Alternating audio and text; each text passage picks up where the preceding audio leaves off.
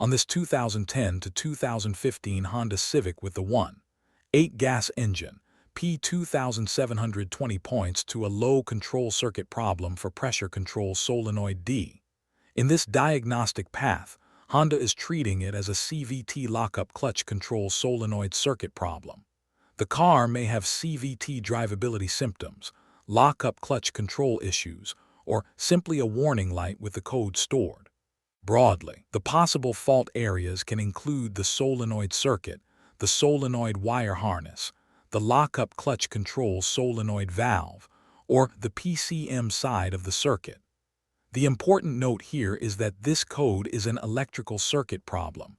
Don't chase a mechanical transmission failure for this one. Before getting into pinpoint testing, start with the basic system checks and make sure the fault is actually present. Turn the ignition switch to on, or select on mode with the engine start-stop button. Clear the DTC with the HDS. Start the engine and wait for at least 1 second. Then check the HDS for pending or confirmed codes. If P2720 comes right back, the failure is duplicated and you move into the circuit and solenoid checks.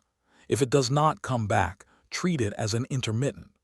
At that point, the system is okay right now, and if captured data is available, try to reproduce the captured conditions instead of guessing. Once P2720 is duplicated, the next move is to test the CVT lockup clutch control solenoid valve.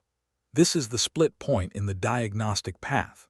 If the solenoid valve works properly, keep going toward the LCCLS control line between the solenoid harness and the PCM. If the solenoid valve does not work properly, go directly to the solenoid valve resistance check. If the solenoid valve passes the functional check, turn the ignition switch to lock or select OFF mode. Jump the SCS line with the HDS.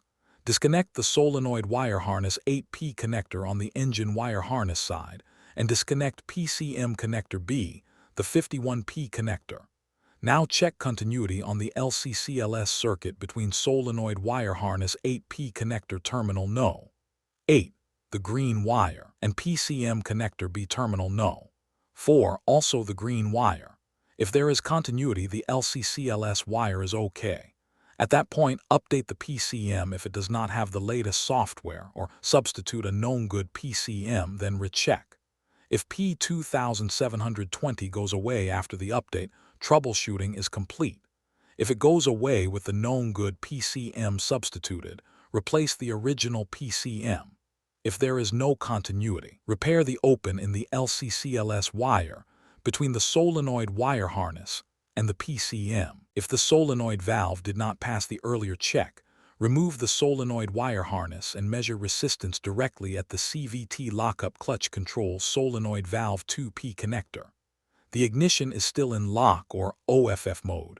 The solenoid valve 2P connector is disconnected, and the solenoid wire harness 8P connector on the valve body side is disconnected. Measure between terminal No. 1 and terminal No. 2 of the solenoid valve connector. The specification is 4.966 ohms. If the resistance is in that range, the lockup clutch control solenoid valve is okay, so replace the solenoid wire harness. If the resistance is not in that range, the lockup clutch control solenoid valve is faulty, and the repair path is to replace the valve body. Keep verification separate from the pinpoint test. After the repair path you chose, clear the DTC, run the engine, wait for at least 1 second and check again for pending or confirmed P2720. The takeaway is simple. Prove the code is active first. Decide whether the fault follows the solenoid side or the LCCLS control line, and only then commit to the wiring, harness, valve body, or PCM path. For more diagnostic training, visit Diagnostics.com.